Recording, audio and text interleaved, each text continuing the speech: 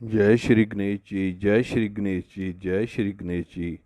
आज आपको 12 मासी कष्ट नाशक श्री गणेश चतुर्थी की व्रत का महाराजा दशरथ की कथा सुनाते हैं। पार्वती जी ने गणेश जी से पूछा कि अगहन कृष्ण चतुर्थी संकटा कहलाती है, उस दिन किस गणेश की पूजा किस रीति से करनी चाहिए। गणेश जी ने उत्तर दिया कि हिमालय नंदनी अगहन में पूर्वोक्त रीति से गजावन नामक गणेश जी की पूजा करनी चाहिए। पूजन के बाद अर्घ्य देना चाहिए। दिन भर व्रत रहकर पूजन के बाद ब्राह्मण को भोजन अर्घ्य देना चाहिए।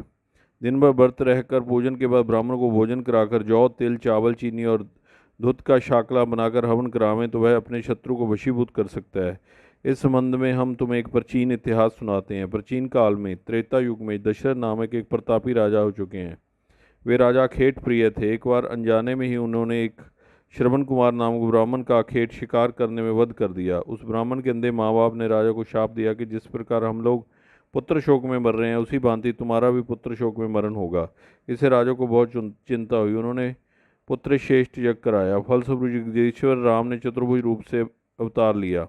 भक्ति लक्ष्मी जानकी के रूप में अवतरित हुई। पिता की आज्ञा पाकर भगवान राम ने सीता और लक्ष्मण के साथ वन में खरदूषा नादी राक्षसों का वध किया। इससे क्रोधित होकर लोगों को रुलाने वाले रावण ने सीता जी का अपहरण कर लिया। सीता जी के वियोग में भगवान रामचंद्र जी ने पंचवटी का त्याग कर दिया और ऋष्यमुख पर्वत पर पहुंचकर सुग्रीव के साथ मैत्री की। तत्पश्चात सीता जी की खोज में हनुमान आदि वानर तत्पर हुए।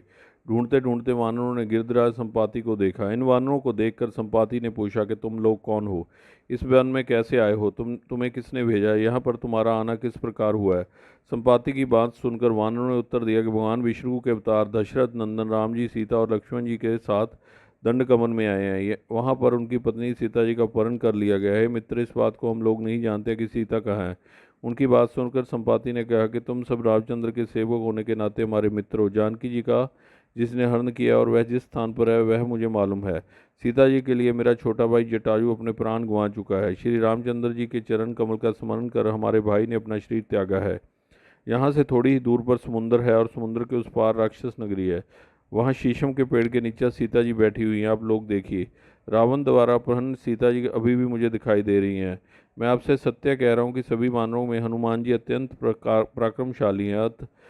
उन्हें वहां जाना चाहिए। केवल हनुमान जी ही अपने प्रक्रम से समुद्र लांघ सकते हैं, अन्य कोई भी इस कार्य में समर्थ नहीं है। संपाति की बात सुनकर हनुमान जी ने पूछा कि हे संपाति, दुस्तर समुद्र को मैं किस प्रकार पार कर सकता हूँ। हमारे सब वानर उस पार जाने में असमर्थ हैं, तो मैं ही अकेला कैसे पार जा सकता हूँ। हनुमान जी की बात सुनकर संपाति ने उत्तर दिया कि हे मित्र, आप संकट नाशक गणेश चतुर्थी का व्रत कीजिए। उस व्रत के प्रभाव से आप समुद्र को क्षण मात्र में पार कर लेंगे। संपाति के आदेश से संकट चतुर्थी के उत्तम व्रत को हनुमान जी ने किया। हे देवी, इसके प्रभाव से क्षण मात्र में समुद्र को लांघे। इस लोक में इसके समान सुखदायक दूसरा कोई व्रत नहीं है। श्री कृष्ण जी कहते हैं कि हे महाराज युधिष्ठिर, आप भी इस व्रत को कीजिए। इस व्रत के प्रभाव से आप क्षण मात्र में अपने शत्रुओं को जीतकर संपूर्ण राज्य के अधिकारी बनेंगे। भगवान कृष्ण का वचन सुनकर युधिष्ठिर ने गणेश चतुर्थी का व्रत किया। इस व्रत के प्रभाव से वे अपने शत्रुओं को जीतकर राज्य के अधिकारी बन गए। जय श्री गणेश, जय श्री गणेश, जय श्री गणेश।